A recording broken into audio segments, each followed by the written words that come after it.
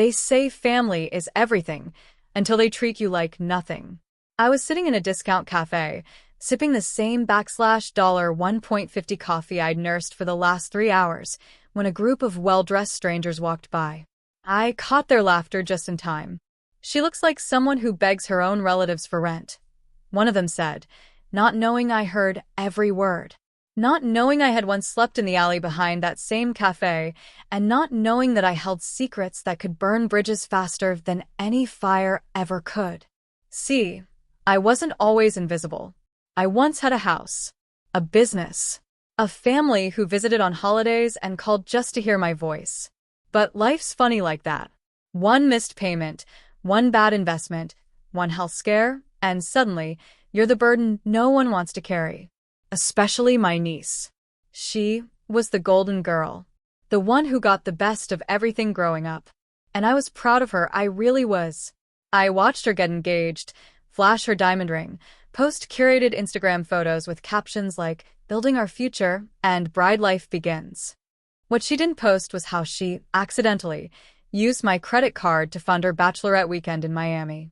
Flights, designer dresses, a luxury suite, all charged to the card I only used for emergencies because I didn't even live in a home that had a credit limit. I confronted her. Politely. Quietly. She laughed. "It was only a few thousand," she said. "You don't even use that card. I'll pay it back eventually." Eventually never came. But something else did. Because what she didn't know, what none of them knew, was that the woman they thought was scraping by on food stamps had, years earlier, invested the last of her emergency savings into something everyone mocked, a biodegradable packaging startup. I was homeless when I did it. A gamble made out of hope. And now, that company was going public. Quietly. Massively. And I was about to be a multimillionaire. I didn't spend a dime.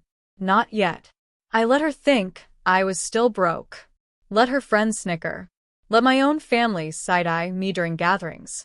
Until one day, I walked into a bank, not to beg for an overdraft removal, but to open a private account, meet with a wealth advisor, and finalize something she'd never expect: access to the wedding fund. You see, the account she used to save for her big day? It wasn't just hers. It was originally opened under both our names, back when she was 18 and too young to apply for a high-yield account on her own. She promised she'd update it later. She never did. And I never reminded her. So I waited.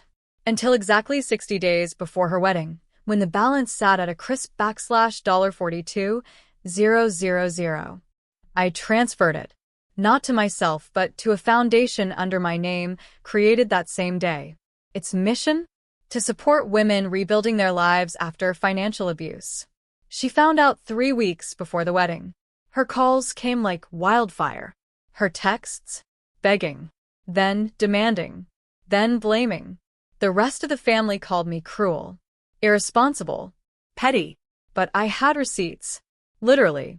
Every transaction she ever made with my credit card. Every message where she called me pathetic.